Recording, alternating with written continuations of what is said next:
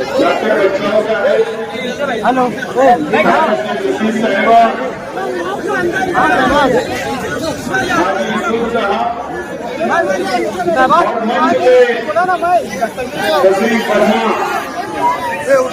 बात होंगे ना कांग्रेस पार्टी के तमाम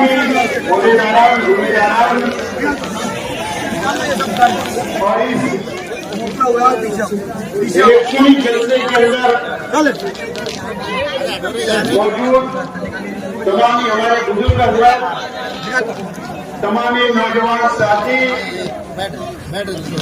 और जहां तक मेरी आवाज जा रही है ऐसी मेरी माँ और बहनें और तमाम मीडिया के तमाम साथी,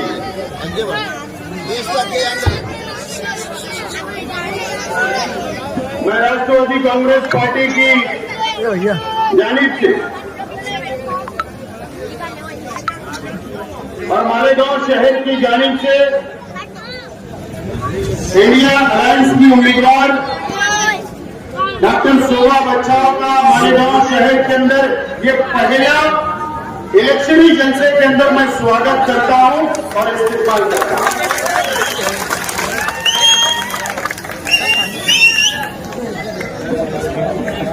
और आज के जलसे के अंदर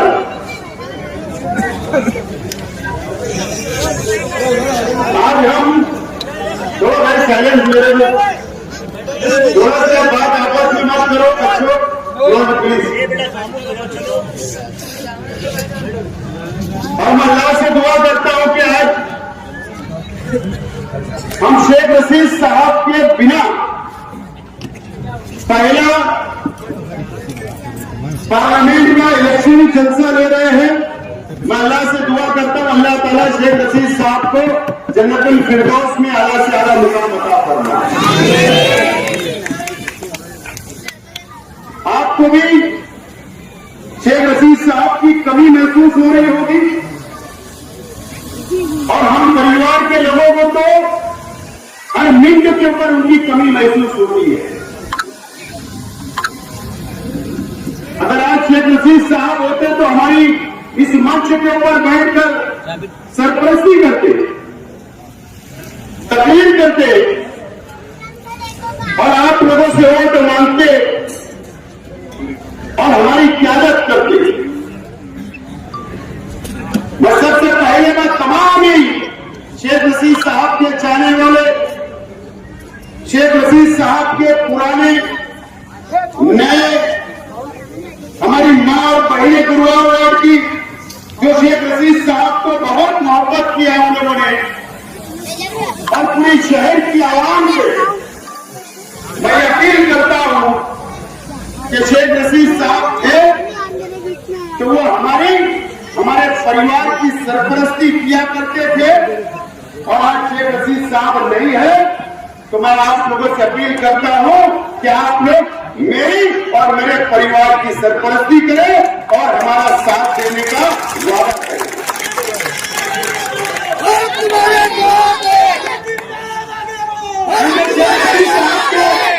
बिना हम लोगों को सफर तय करना है। शेख रशीद साहब के बिना हम लोगों को पार्लियामेंट में और असेंबली का इलेक्शन में और कॉर्पोरेशन का इलेक्शन में शेख रशीद साहब के बिना लड़के हमको कामयाब होना है। शेख रशीद साहब ने अपने 40 साल सियासी जिंदगी में कई लोगों को कॉर्पोरेटर बनाए, कई लोगों को ओहदे दिए, कई वर्करों को बढ़ाने का काम किया, कई मां बहनों को बढ़ाने का काम किया, कई गरीबों के सर के ऊपर हाथ रखा, कई नौजवानों का मुस्तकबिल बनाने का काम किया और ये शहर का विकास और डेवलप करने का काम शेख रशीद साहब ने किया। आज उनके विचार को आगे ले जाना है और वो भी शेख रशीद साहब के बिना हम लोगों का सफर तय करना है। ये शेख आसिफ अकेला सफर तय नहीं कर सकता, मेरा परिवार ये सफर अकेला तय नहीं कर सकता। पार्लियामेंट का इलेक्शन हम अकेले नहीं जीत सकते, असेंबली का इलेक्शन हम अकेले नहीं जीत सकते, हम कॉर्पोरेशन का इलेक्शन अकेले नहीं जीत सकते। आप लोगों का साथ जैसा शेख रशीद साहब के साथ रहा वैसा हमारे और हमारे परिवार के साथ रहना। और मुझे उम्मीद है कि आप लोग शेख रशीद साहब कभी न कभी आपके काम आए होंगे और जरूर मुझे उम्मीद है कि आप लोग हमारा साथ दोगे दोस्तों। ये पार्लियामेंट का इलेक्शन है। मैंने कहा कि जो उम्मीदवार हमारे थे कि शहर के मुकामी लोगों का भी समाचार लेना है, लेकिन मैं आखिर ले लूंगा। आज हमारा मुकाबला भारतीय जनता पार्टी से, एक तरफ इंडिया अलायंस और दूसरी तरफ एनडीए अलायंस। एक तरफ कांग्रेस के नेतृत्व में इंडिया अलायंस बना, गठबंधन बना, और एक तरफ नरेंद्र मोदी की क्यादत में एनडीए तैयार हुआ, एनडीए गठबंधन बना है।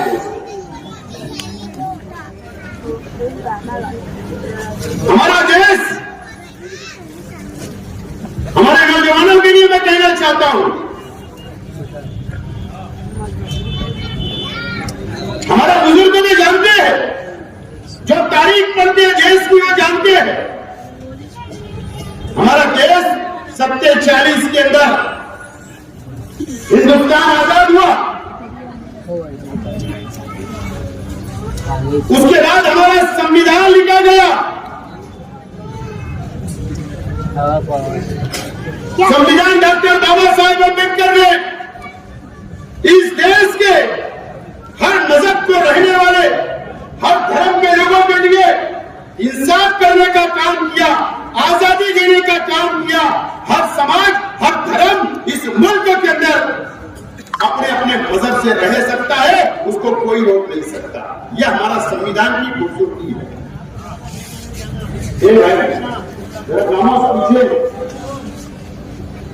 यह हमारे संविधान की खूबसूरती है। आज इस मुल्क के अंदर 1947 के अंदर इस मुल्क आजाद हुआ। अंग्रेजों से इस मुल्क के अंदर, इस देश के हमारे पुरखों ने, हिंदू, मुसलमान, सिख, ईसाई ने लड़ा, अंग्रेजों को भगाने का काम किया, देश छोड़ने पर मजबूर किया और वो देश छोड़ के चले गए। हमारे उन्होंने ने आजादी दी, कुर्बानियां दी देश के लिए।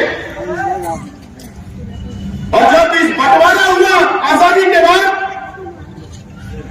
जब पाकिस्तान अलग हुआ, हिंदुस्तान से दो टुकड़े हो गए, पाकिस्तान अलग हुआ, उस वक्त नरेंद्र मोदी को यह हक नहीं था कि वो पाकिस्तान जाए। मोहन भागवत को यह हक नहीं था कि वो पाकिस्तान जाए। आरएसएस के कोई लोगों को हक नहीं था। अगर हक था तो इस देश के मुसलमानों को हक था कि वो देश के साथ चले जाते, पाकिस्तान के साथ चले जाते। लेकिन इस देश के मुसलमानों ने यह तय किया, हमारे उलमाओं ने यह तय किया, मौलाना अबुल कलाम आजाद ने दिल्ली की जामा मस्जिद की सीढ़ियों से मुसलमान रुक जाओ, और उनके बोलने के ऊपर लाखों नहीं करोड़ों मुसलमान इस देश के अंदर रहना हमने पसंद किया। हमें इस मिट्टी से प्यार है, इस देश की कुर्बानी जो हमें प्यार है, प्यार को प्यार नहीं है। हमें देशद्रोही बोलते हो, सिर्फ वो जाति स्वार्थ करके वोट हासिल करने के लिए हम पर इल्जाम लगाते हो। अरे देशद्रोही तो साध्वी प्रज्ञा सिंह ठाकुर थी, जिसने मालेगांव के अंदर बलात्कार किया। देशद्रोही तो कर्नल पुरोहित था, जिसने मालेगांव के अंदर बम बलात्कार किया, वो मास्टर माइंड था। देशद्रोही तो असीमानंद था, जिसने कबूल किया। ये किसके लोग थे? ये कांग्रेस के लोग नहीं थे। और देशद्रोही जो करता है, जो देश से गद्दारी करता है, वो कोई भी समाज, कोई भी धर्म का हो, उसको कोई जात और धर्म नहीं होती। देश के गद्दार को तुम्हारी तंजीमें है, उनके जिम्मेदार है, हम नहीं। हमने देश से प्यार किया है और प्यार करते रहेंगे। कांग्रेस की हुकूमत थी 14 तक, उस वक्त की यूपीए सरकार थी, उसमें शरद पवार साहब और कई पार्टियां, लालू जी, मुलायम सिंह जी, कई पार्टियां थी। जब तक तो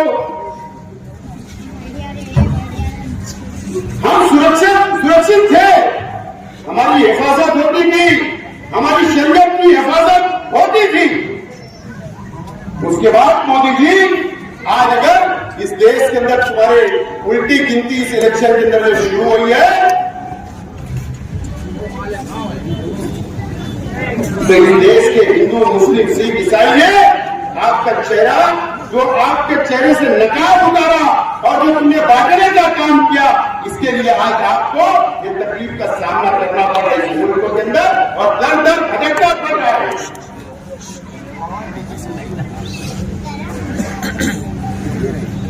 भारतीय जनता पार्टी की सरकार आई, हम बहुत जल्दी भूल गए थे।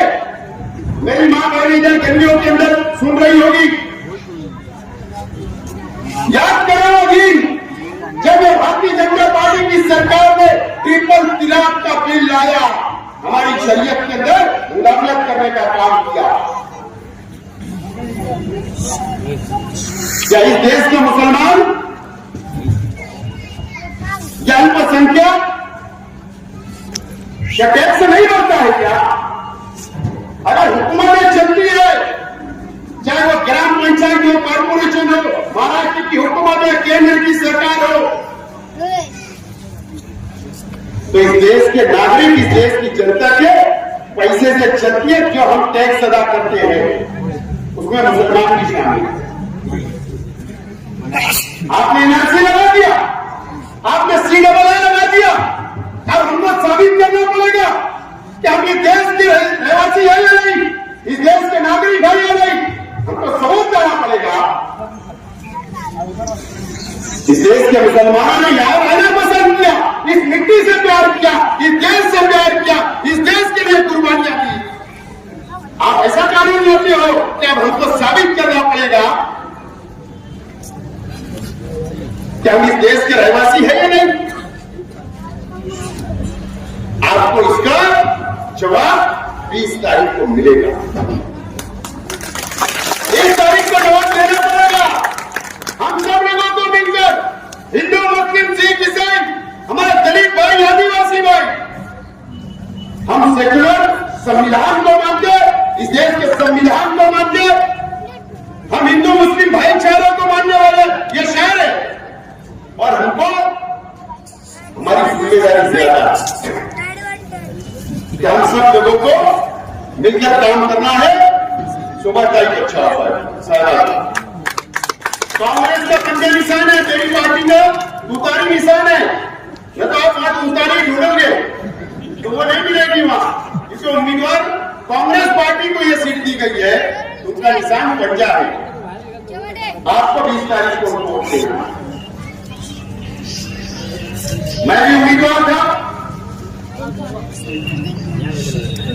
लेकिन हमारा पहला लक्ष्य, पहला मिशन भारतीय जनता पार्टी को सरकार से बेदखल करना है।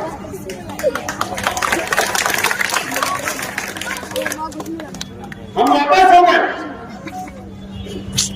मौलाना हुमायूं साहब ने भी ख्वाहिश जाहिर की, लेकिन ये वो मजहबी आदमी है, हमने हिमायत का ऐलान किया था कि मौलाना लड़ेंगे, हम आपके साथ। मौलाना वापिस हो गए, हमने चाय का पैकेट बंद किया, मौलाना ने आशीर्वाद दिया। हमारा पहला मकसद, हमारा पहला मिशन भारतीय जनता पार्टी को बाहर निकाल कर फेंकना है। हम हमारी आपस की लड़ाई और कभी मौके से होने वाली होगी, लेकिन आज वो वक्त नहीं है। ये शहर के अंदर आप भी सोच रहे हैं अजीब और गरीब सियासत चल रही है कि नहीं? लेकिन आज मुझे थोड़ा सा बंधन है। मैं तो समाचार तो बहुत अच्छा ले सकता हूं, बंधन है इसके लिए मैं बात बोलना भी तो जरूरी है, क्योंकि वो छोड़ेंगे क्या अपने को, उनके जैसे में छोड़ेंगे तो अपने को भी छोड़ने का।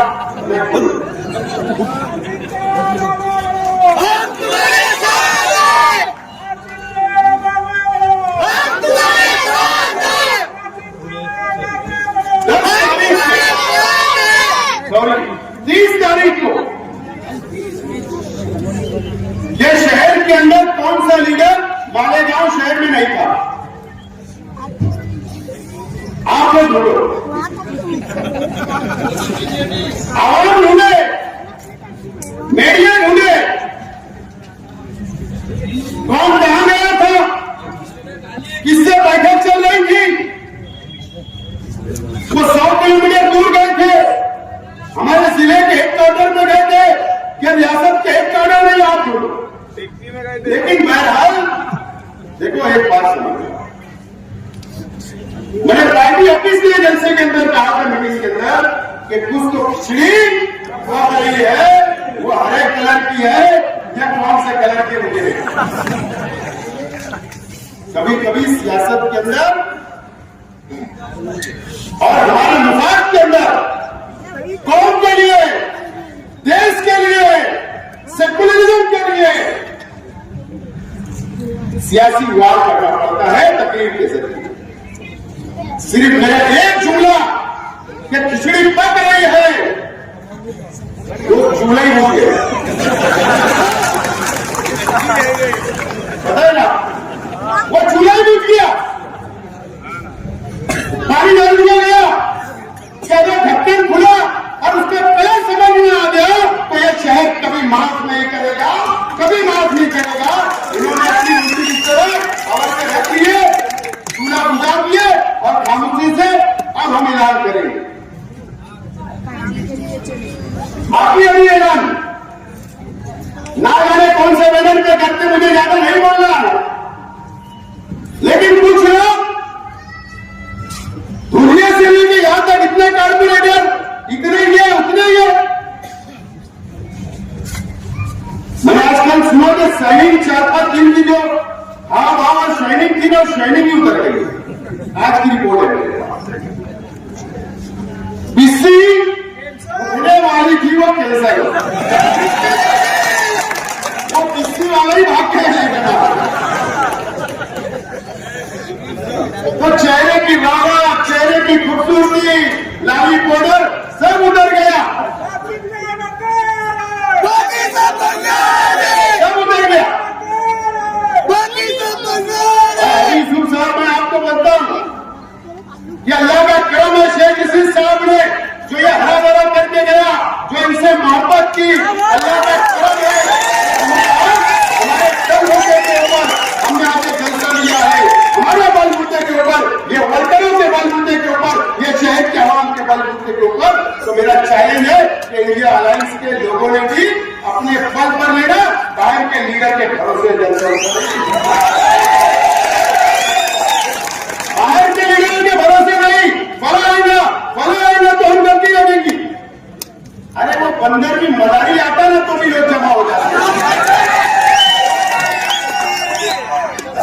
ये सब होना चाहिए, दूध के बाड़ी होना चाहिए। किसी को असेंबली लेना है, किसी को मेयर बनना है, सब बनिए। ये आजाद हिंदुस्तान में सबको अधिकार है, सबको मजावत देकर सब करेंगे।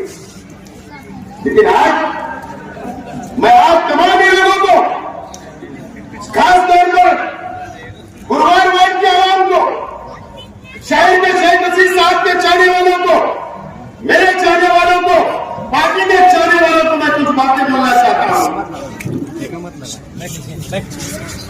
शेख रशीद साहब का इंतकाल हुआ, कितना महीने हुए? 5 महीने। कल 5 महीना हो जाएगा, बराबर है। 5 महीने के अंदर इस शहर के अंदर कौन कौन सी साजिश रची गई, यह आप लोगों को नहीं पता होता। आपने अखबारों में पढ़ा होगा, और शेख आसिफ कभी झूठ नहीं बोलता। मैं जाहिल जरूर हूं, आलिम नहीं हूं, लेकिन अल्लाह का खौफ है, जब भी बोलता हूं सच बोलता हूं।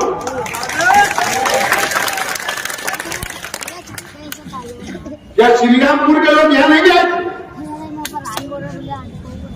किसके लिए आए थे? मेरे परिवार में से एक दो लोगों के ऊपर फायरिंग करने के लिए, कत्ल करने के लिए आए थे। अल्लाह का करम है, मुझको पता चला। शहर छोड़ना पड़ा उन लोगों को। पुलिस को मैंने फोटो भी दिया हूं, पुलिस का मोबाइल नंबर भी दिया हूं। अफसोस आज तक इंक्वायरी नहीं, वहां तक तो पहुंचो। अगर कोई हमारे सीने पे आएगा तो हम सिर पे लेकर पटकना चाहते, कोई हमारी छाती पे आएगा तो सिर पे लेकर पटकना चाहते, लेकिन हम कानून का पालन करते हैं। कानून के ऊपर भरोसा है, पुलिस पे भरोसा है, उसकी इंक्वायरी पूरी होना चाहिए। गोरखपुर से कौन आया था? यूपी से। कहां उनके थे? किसकी मोटरसाइकिल इस्तेमाल हुई? क्यों इंक्वायरी नहीं हुई? जब कोई मर जाएगा मेरे परिवार का, या मेरे पे फायरिंग हो जाएगी, जब पुलिस इंक्वायरी करेगी, पुलिस को इंक्वायरी करना पड़ेगा। पुलिस तो बहुत मोबाइल प्रेस निकालती है, मैं तनकीद नहीं कर रहा हूं, लेकिन आपको संजीदगी से सोचना पड़ेगा।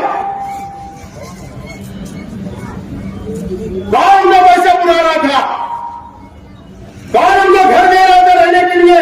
कौन मोटरसाइकिल दे रहा था?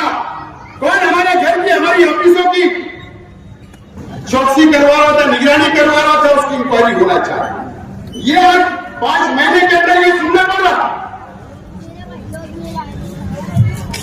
अभी एक हफ्ता पहले एक जगह मीटिंग हुई, अरे असेंबली लड़ो, पार्लियामेंट लड़ो, कुछ भी लड़ो, मर्द जैसा लड़ो, मर्द जैसा हम सकते हैं, और लड़ते हैं, हारते हैं, जीतते हैं, लेकिन छोड़ के मैदान कभी भागते नहीं है, आपके साथ खड़े हैं। लेकिन नहीं, ठीक है, हमारा को लड़ना चाहिए, सबका अधिकार है।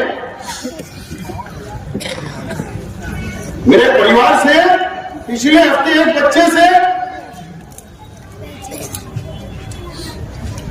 मीनारा होटल के पास कुछ टक्कर किसी की हो गई, उसको फोन करके बोला जा रहा कि गाय को कंप्रोमाइज किया, बोले शेख खलील भी मर गया, शेख खलील भी मर गया, शेख रशीद भी मर गया, बोले अब इनको घेर लो। शेर का शिकार कभी कुत्ते नहीं करते, शेर का शिकार कभी कुत्ते नहीं करते। और शेख रशीद साहब ने वैसा बना के गए कि 25-30 लड़के हैं, हर साल एक भी शहीद हुआ तो 25 साल सियासत करेंगे अगर आपका साथ रहो। घेर लो, बकरी के बच्चे हम घेर लो। शेख रशीद साहब अगर मुझ पे हाथ रखते थे तो 10 दिन लोग सोचते थे हमने वो रास्ता छोड़ दिया। संविधान का, कानून का मानने वाला, ईमानदारी से मोहब्बत की सियासत कर रहे, हमको करने दो, कितनी भी प्लानिंग होने दो। और मेरे भाई है, मैंने सुना उसने एक को मैंने मार लगी, उसने सुपारी लिया, दूसरे को ट्रांसफर कर दिया। बोले क्या? बोले एक बात अकील का क्या हो? अकील का काम अभी के बच्चे से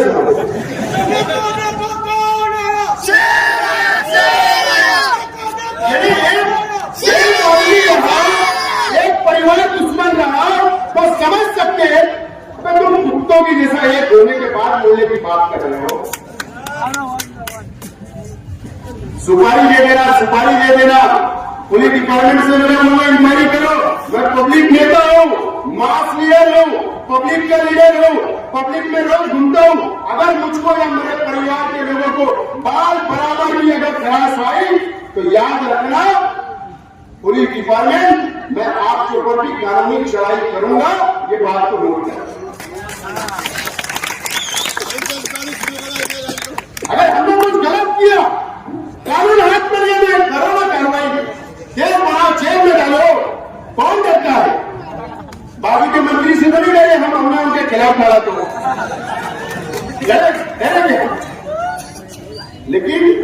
मैं आज सुभाजी को बोल रहा था कि तुम कार को लेके चले जाओ तकरीर के बाद मतलब आज फायरिंग होने वाली है सवाल की क्योंकि बड़ी शिवलिंग चलाने वाला था भाजपा के आरएसएस के, क्योंकि उन्होंने इतनी तकलीफ मुसलमानों को दी, इतने कानून बनाए। मैं कानूनी बात कर रहा हूँ भाई, लेकिन मैंने मर्यादा में बोल रहा।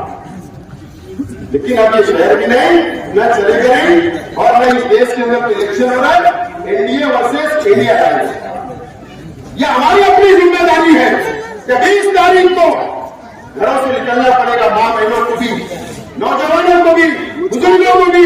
आपके घर रिक्शा आए ना आए, वर्कर आए ना आए, अगर आपके पास सीट नहीं पहुंची तो 2 दिन पहले हासिल करो और अपने पोलिंग बूथ के ऊपर जाकर कांग्रेस के पंजा निशान पर हमको वोट देना है और इंडिया अलायंस को सत्ता पे बनाना है, ताकि काले कानून जो हमारे खिलाफ बने वो काले कानून खत्म हो जाए।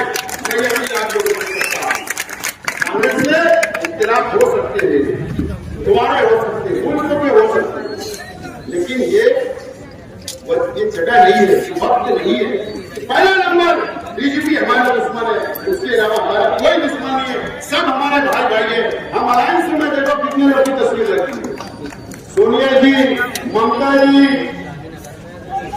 येचुरी जी, जैन वाली जी, केजरीवाल जी, उद्धव ठाकरे जी, स्टालिन जी, राहुल जी, अखिलेश जी, तेजस्वी यादव, कितने लोग हमारे साथ है।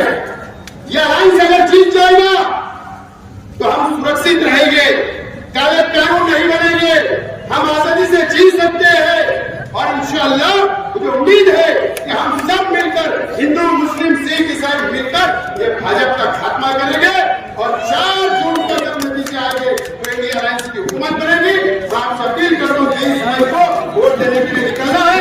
बहुत बहुत शुक्रिया, खुदा हाफिज। मुझसे कोई जाने का गलत जुमला निकला तो मैं वापस लेता, माफी चाहता हूँ। शुक्रिया, अल्लाह हाफिज। और हमारा आने वाले जुम्मा का जो जलसा है वो नया इस्लाम सर्वे नंबर 57 में शिकारी चौक पे होगा, आप लोग शरीक रहे।